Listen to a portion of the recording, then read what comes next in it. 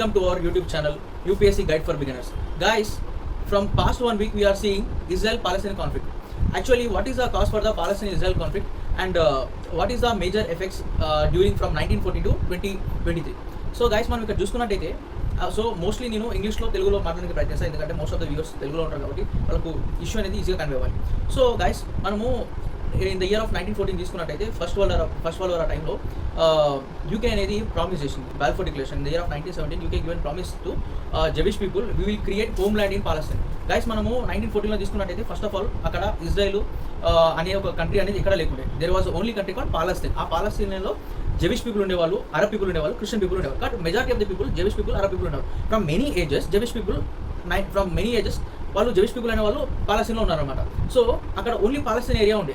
So అక్కడ ఏమైంది, UK అనేది ఒక యాక్చువల్లీ యూకే అనేది హోమ్ల్యాండ్ స్టేటస్ ఎప్పుడైతే జెవిష్ పీపుల్కి పాలస్తీనా ఏరియాలో హోమ్ల్యాండ్ స్టేటస్ ఇస్తాము, మీకు ఒక సపరేట్ కంట్రీ ఇస్తామనేది ఎప్పుడైతే జెవిష్ పీపుల్కి ప్రామిస్ చేసిందో అప్పటి నుంచి ఈ ఇష్యూ అనేది స్టార్ట్ అయింది. అంటే in the year of 1970 Balfour declaration.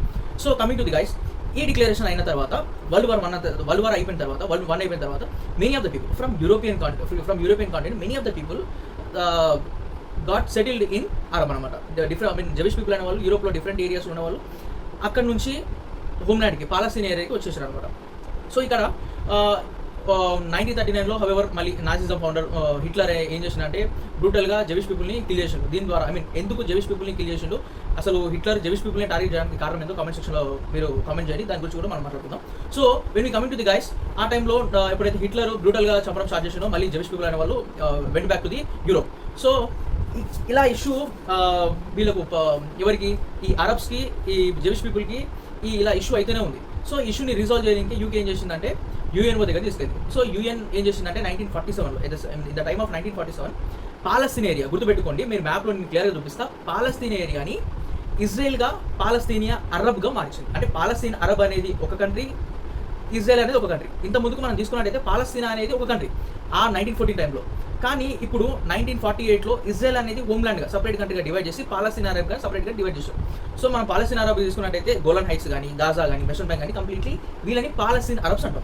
మిగతా ఏరియా పీపుల్ మాత్రం ఇజ్రాయెల్ మాత్రం అంటాం. సో 1947లో వాళ్ళకు 14th మేలో ఒక హోమ్ల్యాండ్ క్రియేట్ చేయడం వల్ల ఇండిపెండెంట్గా ఇజ్రాయెల్ కంట్రీ అని మారింది. సో అప్పుడే అరబ్స్ ఏమనుకున్నారు, Arabs thought that by giving homeland జెవిష్ people it creates threat for the సావరిటీ of Arabs అంటూ. అంటే ఎప్పుడైతే ఈ జెవిష్ పీపుల్ యూరోప్ నుంచి వచ్చారో వెస్టర్న్ డామినెన్స్ అనేది ఇక్కడ స్ప్రెడ్ అవుతుంది, మా అరబ్ కల్చర్, మా అరబ్ ఐడెంటిటీ అనేది మిస్ అవుతుందని చెప్పేసి 15th May 1948 అటాక్ స్టార్ట్ చేశారు. ఎవరెవరు, Arab Egypt, Jordan and Syria, ఈ 3 కంట్రీస్ పాలస్తీనియన్ అరబ్కి, అంటే ఈ పాలస్తీనియన్ అరబ్కి మేము మద్దతు ఇస్తున్నాం, అంటే we are supporting to this people and conducted war on Israel. So అప్పుడు ఏం జరిగింది, however Israel won the war. Western జెరూసలేంని ఈస్టర్న్ గాజా అంటే చెప్పినా కదా, eastern Gaza comes under Palestine Arab, western bank comes under Palestine Arab. ఈ particular ఏరియాస్ని ఏదైతే ఉందో దీన్ని ఆక్యుపై చేసుకుంది. మనం జెరూసలేం అంటే గుర్తు చేసుకున్నాం. యునైటెడ్ నేషన్స్ క్లియర్గా ఏం చెప్పిందంటే జెరూసలేం అనేది సిటీ, ఆ పర్టికులర్ సిటీ అనేది ఎవరికి, అక్కడ మేము పాలస్తీన్ అరబ్స్కి ఇవ్వము, ఎట్ ద సేమ్ టైం ఇజ్రాయెల్కి ఇవ్వము. ఎందుకంటే జెరూసలేంలో it is considered as holy city. ఎందుకంటే అక్కడ అరబ్స్ ఉన్నారు, జెవ్స్ ఉన్నారు, క్రిస్టియన్స్ ఉన్నారు. మనం హోలీ సిటీగా కన్సిడర్ చేసి దాన్ని స్పెషల్ ఇంటర్నేషనల్ ఆర్గనైజేషన్గా కన్సిడర్ చేయాలి. దాని మీద ఎవరి డామినెన్స్ ఉండవద్దని చెప్పేసి అది యూఎన్ కంట్రోల్లో పెట్టుకుంది. సో ఫర్ ఇక్కడ పాయింట్ ఏం జరిగింది, first Arab and Israel war జరిగిన తర్వాత హవెవర్ వెస్టర్న్ జెరూసలేంని, గాజాని, సమ్ పార్ట్స్ ఆఫ్ గాజాని ఆక్యుపై చేసుకుంది. So second Arab Israel war ఎలా జరిగింది అంటే when 1956 in the year of 1956 Egypt అనేది సుయాజ్ కెనాల్ని నేషనలైజ్ చేసింది. అంటే Suez canal now it is under control of Egypt. Suez కెనాల్ని చేయడం వల్ల అసలు వార్ ఎలా జరిగింది అంటే యాక్చువల్లీ సుయాజ్ కెనాల్ రెడ్ సీలో ఉందన్నమాట. యాక్చువల్లీ దిస్ రెడ్ సీ అనేది it is a maritime Nexus between the west and east. So ఏదైతే యూరోప్ నుండి రావాలో మెడిటేరియన్ సీ ద్వారా, సుయాజ్ కెనాల్ ద్వారా, రెడ్ సీ ద్వారా ఇక్కడ ఈ అరబ్కి సెంట్రల్ ఏషియాకి అనేది అలా లింక్ ఉంటుంది అనమాట. సో మనం అది కూడా నీకు మ్యాప్ పాయింటింగ్లో చూపిస్తా. సో ఈ పర్టికులర్ ఏరియాలో సుయాజ్ కెనాల్ నేషనలైజ్ చేసింది. సో దీనివల్ల ఏమవుతుంది, ఆటోమేటిక్గా సుయాజ్ కెనాల్ నేషనలైజ్ చేయడం వల్ల ఆ పర్టికులర్ బార్డర్ ఏరియాలో ఏదైతే పాస్ అవ్వాలో ఖచ్చితంగా ఈజిప్ట్ పర్మిషన్ తీసుకోవాలి. అది ఈ వెస్టర్న్ వరల్డ్కి నచ్చలేదు. అందుకనే ఈ ఇజ్రాయెల్, యుఎస్, ఫ్రాన్స్ అనేది అటాక్ చేసింది second Arab Israel. However Israel won the war. Now coming to the point, third Arab Israel war ఎలా జరిగిందంటే దాని గురించి తెలుసుకునే ముందు 1964లో PLO ఫామ్ అయింది, పాలస్తీనా లిబరల్ ఆర్గనైజేషన్. అంటే వీ వాంట్ లిబరల్ ఆర్గనైజేషన్. ఏదైతే పర్టికులర్ పార్ట్స్ గాజాని, వెస్టర్న్ బ్యాంక్ని స్లోగా మీరు ఈ ఇజ్రాయెల్ అటాక్ చేస్తుందో మా పార్ట్స్ని మాకు కావాలి, మాకంటూ ఒక లిబరలేషన్ కావాలని పాలస్తీన్ లిబరలైజేషన్ 1964లో ఫామ్ అయింది. So in the year of 1967 third Arab Israel war started. However మళ్ళీ చెప్పాను, ఈజిప్ట్, సిరియా, జోర్డన్ ఈ కంట్రీస్కి మద్దతుగా Saudi Arabia, some other Sunni community supported for this Arabs.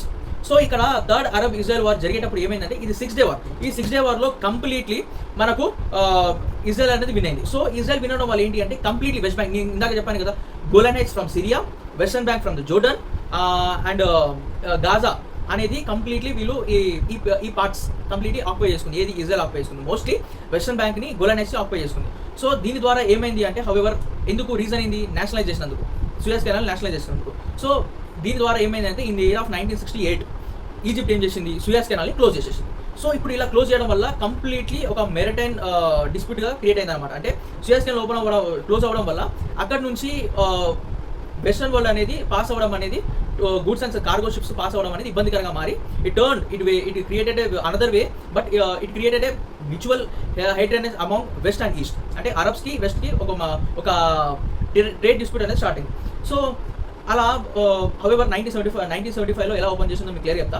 So ఈ 6 డే వార్లో వీళ్ళు ఈజిప్ట్ అనేది క్లోజ్ చేయడం వల్ల, ఈ సూయజ్ కెనాల్ క్లోజ్ చేయడం వల్ల కంప్లీట్లీ ఒక ట్రేడ్ డిస్ప్యూట్ అనేది స్టార్ట్ అయింది. సో టు కౌంటర్ అగైన్ మళ్ళీ యూఎస్ ఏం చేసింది, ఇజ్రాయెల్కి సపోర్ట్ చేసింది. రష్యా ఏం చేసింది, ఇయర్ ఆఫ్ 1973 రష్యా ఏం చేసింది, ఈ అరబ్స్కి అనేది సపోర్ట్ చేసింది. ఎందుకంటే ఆ టైంలో మనకు కోల్డ్ వార్ జరుగుతుండే. సో కోల్డ్ వార్ ఎవరెవరికి, యూఎస్ఏకి, యూఎస్ఎస్ఆర్కి. సో యూఎస్ఎస్ఆర్ ఏం చేసింది, అరబ్కి సపోర్ట్ చేసింది. యూఎస్ ఏం చేసింది, వీళ్ళకు ఇజ్రాయెల్కి సపోర్ట్ చేసింది. సో దీని ద్వారా ఏం జరిగిందంటే టు కౌంటర్, అంటే అరబ్స్ ఏం చేశారంటే to counter western allies they increase oil prices. అందుకని 1973 మనం ఆయిల్ క్రైసిస్ అంటాం ఆ పర్టికులర్ పీరియడ్ని. సో ఆయిల్ ప్రైస్ ఇంక్రీజ్ అవ్వడం వల్ల ఆటోమేటికల్లీ ఆయిల్ ప్రైస్ అనేది, I mean to counter the western allies oil price increase అవ్వడం వల్ల కంప్లీట్లీ ట్రేడ్ డిస్ప్యూట్ అనేది స్టార్ట్ అయింది. ఒక విధంగా చెప్పాలి అంటే సూయజ్ కెనాల్ క్లోజ్ అవ్వడం వల్ల కంప్లీట్లీ వెస్ట్ అనేది ఈస్ట్కి మ్యారిటైమ్ అనేది బ్రేక్ అయింది. ఎట్ ద సేమ్ టైం ఇక్కడ ఆయిల్ ప్రైస్ అవ్వడం వల్ల completely not only west world, other Asian parts also got severely affected. So ఈ 1973 so particular people Israel, US ఒక పీస్ఫుల్ అగ్రిమెంట్ పెట్టుకోరు. ఏం పీస్ఫుల్ అగ్రిమెంట్ అంటే, ఓకే గోలాన్ హైట్స్ని, some parts of the Golan Heights western బ్యాంక్ని మేము return back ఇచ్చేస్తాం, please open route of Suez canal చెప్పేసి అన్నారు. సో అందుకే రిటర్న్ బ్యాక్ ఇవ్వడం వల్ల ఈజిప్ట్ ఏం చేసింది, సూయజ్ కెనాల్ని మళ్ళీ డిస్క్లోజ్ చేసేసింది. సో ఫ్రెండ్స్, మనము ఇప్పటిదాకా చూసుకున్నట్టయితే ఒక ఫేజ్లో నడిచింది. ఇప్పుడు ఒక హమాస్ అనేది ఎలా వచ్చింది, హమాస్ ఒక మిలిటెంట్ ఆర్గనైజేషన్ లాగా ఎందుకు ఫామ్ అయిందో మీకు క్లియర్గా చెప్తాను. సో 1975 దాకా 1975లో సూయజ్ కెనాల్ ఓపెన్ చేయడం స్టార్ట్ అయింది. So however again trade disputes అనేది సెటిల్ అయిపోయింది. కానీ ఈ phase from 1976 to 1980 most of the Israel settlers got settled in east Jerusalem అంటే వెస్ట్ బ్యాంక్, ఏదైతే పాలస్తీన్ వెస్ట్ బ్యాంక్ ఉంటుందో చూసారా, ఈ పర్టికులర్ ప్లేస్ని మ్యాప్ పాయింటింగ్లో మీరు చూసినట్టయితే ఈ పర్టికులర్ ఈస్ట్ జెరూసలేం అనేది ఇజ్రాయెల్ సెటిలర్స్ ఆక్యుపై చేసుకోరు, అండ్ కంప్లీట్లీ గాజాని కూడా ఇజ్రాయెల్ సెటిలర్స్ ఆక్యుపై చేసుకోరు. సో దీని ద్వారా ఏమైందంటే 1987లో ఇంటిఫాడా వచ్చింది. ఇంటిఫాడా అంటే అప్రైజింగ్, అంటే ఒక మిలిటెంట్ ఆర్గనైజేషన్ ఏదైతే హమాస్ అనేది ఈ పర్టికులర్ గ్రూప్ అనేది అప్రైజింగ్ అనమాట. అంటే these people will conduct some military operation against Israel అని చెప్పేసి ఒక ఇంటిఫాడా అనేది గ్రూప్ వచ్చింది, హమాస్ అంటారు. So in the year of 1990 చెప్పాను కదా, after intifada came to force, militant operation conducted, infiltrated into different Israel places and Israel people got severely injured by this militant organization. So అప్పుడు ఏమైంది, Israel అనేది 1991లో peaceful agreement, మళ్ళీ ఒక peaceful agreement పెట్టుకుంది. దాన్ని మనము will caught it as a Oslo accord. 1991లో Oslo అకార్డ్లో ఒకటి పీస్ఫుల్ అగ్రిమెంట్ సెట్ చేసుకోరు. So they said that we will recognize Palestine liberal organization and also we will give back the particular territories which occupied Gaza కానీ western bank కానీ some parts of the Golan heights కానీ ఏవైతే territorial disputes ఉన్నాయో, areas ఉన్నాయో మేము return back ఇచ్చేస్తాము, ఇలాంటి militant organisations conduct చేయకండి ఇజ్రాయెల్ అని చెప్పేసి చెప్తారు. సో హవెవర్ ఇజ్రాయెల్ చెప్పినప్పటికీ కూడా దాన్ని ఫాలో అవ్వలేదు. ఎందుకు, మళ్ళీ again in the year of 2000 again somewhat created territorial disputes in Gaza. So దీనివల్ల ఏమైందంటే 2000లో హమాస్ అనేది ఒక మిలిటెంట్గా ఒక మిలిటెంట్గా అంటే ఫామ్ అయ్యి, ఒక హేటెడ్గా ఫామ్ అయ్యి కంప్లీట్లీ సూసైడ్ బాంబింగ్స్ అనేది కండక్ట్ చేస్తారు ఇజ్రాయెల్లో. సో దీనివల్ల మోస్ట్ ఆఫ్ ద పీపుల్ ఇజ్రాయెల్లో చనిపోయారు అనమాట. So to counter this Hamas in 2002 Israel boundary line అని సెట్ చేసింది. ఏదైతే గాజాలో ఉంటుందో Gaza boundary, western bank boundary, Golan heights boundary దగ్గర ఒక వాల్ అనేది కన్స్ట్రక్ట్ చేసుకుంటే వెళ్ళారు. ఈ వాల్ కన్స్ట్రక్ట్ చేయడంలో ఏం చేశారు, మళ్ళీ ట్రెస్పాస్ చేశారు అనమాట. అంటే వాళ్ళ ఏరియాలో కాకుండా సమ్ ఆఫ్ ది గాజా పార్ట్స్ని కూడా అక్వైర్ చేసుకుని అక్కడ వాల్స్ కన్స్ట్రక్ట్ చేయడము, వెస్ట్ బ్యాంక్ని కానీ గాజాని కానీ ట్రెస్పాస్ చేసి ఆ ఏరియాస్లో వాల్ కన్స్ట్రక్షన్ చేశారు. సో దీనివల్ల ఇంకో హెటర్నెస్ పెరిగింది పాలస్తీన్ అరబ్స్కి. So in the year of 2006 Hamas government అనేది గాజాలో వచ్చింది. సో అప్పుడు అలా రావడం వల్ల ఏంటి, కంప్లీట్లీ గాజా అనేది ఇట్స్ బిసైడ్ ఆఫ్ ఇజ్రాయెల్ కాబట్టి దే గాట్ ఫియర్డ్. సో అందుకు యూఎస్, కెనడా, ఇజ్రాయెల్ కానీ ఒక టెర్రరిస్ట్ ఆర్గనైజేషన్గా హమాస్ని కన్సిడర్ చేశారు. So in the year of 2007 declared as a terrorist organisation. 2014 ఏమైందంటే గాజాకి ఇజ్రాయెల్ మధ్య మళ్ళీ ప్రాబ్లం క్రియేట్ అయింది. ఇజ్రాయెల్ అనేది గాజాలో బొంబార్డ్ చేసింది. అంటే majority of the people Gaza was brutally killed by Israel military attacks. So again in 2021 who are living in Jerusalem, వాళ్ళని people who are living, Palestine Arabs who are living in Jerusalem got evicted. So అందువల్ల మళ్ళీ again 2021లో ఆ issue అనేది start అయింది. మళ్ళీ ఇప్పుడు 2023లో ఒక surprise attack, Gaza అనేది హమాస్ అనేది సపరేట్ అటాక్ చేసింది కాబట్టి ఇజ్రాయెల్ అనేది మళ్ళీ రిటాలియేషన్ అటాక్స్, మళ్ళీ దీని రిటాలియేషన్ అటాక్స్ కండక్ట్ చేయడం వల్ల most of the people, almost 1500 people got severely injured and 800 people got died. So ఇక్కడ మనం తీసుకున్నట్టయితే మేజర్ ఇష్యూ ఏంటంటే టెరిటోరియల్ డిస్ప్యూట్ అనమాట. ఏదైతే ఇజ్రాయెల్కి ఆ పాలస్తీనాకు ఉన్నది టెరిటోరియల్ డిస్ప్యూట్. ఈ టెరిటోరియల్ డిస్ప్యూట్ని రిజాల్వ్ చేయడానికి యుఎన్ఎస్సీ పనిచేయాలి.